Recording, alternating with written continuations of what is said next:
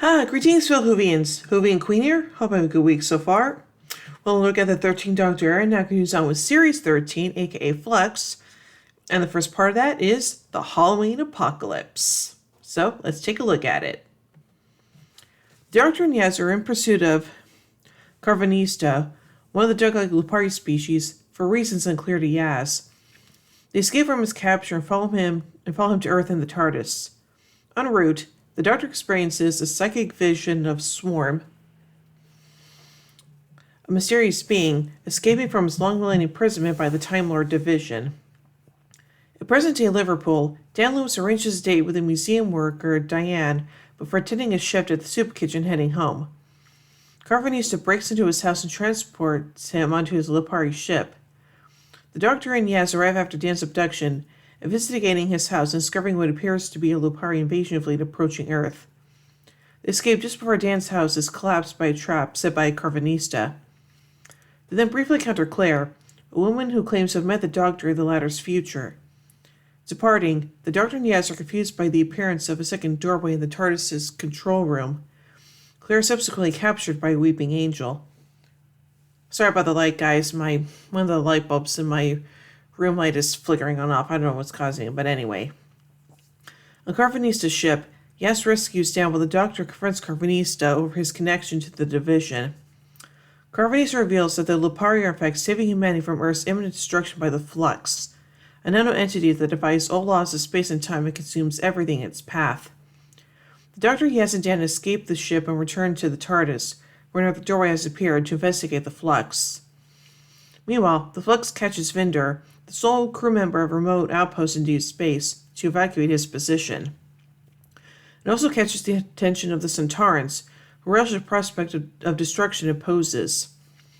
Swarm attacks the base in the Arctic Circle, killing one of its two crew members and reviving his sister, Azura, from the other. Azura later lures Diane into a derelict house. The TARDIS takes the group into an area of space where they observe the Flux from a distance. The Doctor experiences another vision of Swarm, who claims an old associate with her. The Flux then accelerates its attack on Earth before the Lupari fleet can rescue its population. The Doctor has Karvanista form a defensive shield with their Lupari ships, protecting Earth from the Flux. However, the TARDIS is unable to transport behind the shield. The TARDIS's three doorways fly open as the Flux approaches. Bum bum bum. So let's take a look at the production of this episode, beginning with the development. The Halloween Apocalypse is written by showrunner and executive producer Chris Chibnall. The story featured the return of the Doctor's recurring aliens, the Centaurans and the Weeping Angels. And now on to the casting. The series is the third to feature Jodie Whittaker as the 13th Doctor. Amanda Begill also returns as Yasmin Khan. John Bishop joined the cast for the series as Dan Lewis. Guest actors for the episode include Annabelle Shirley, Rashenda Sandal, Sam Spruill, Craig Ells, Steve Oram, Nadia Albina, and Jonathan Watson. And now finally onto the filming.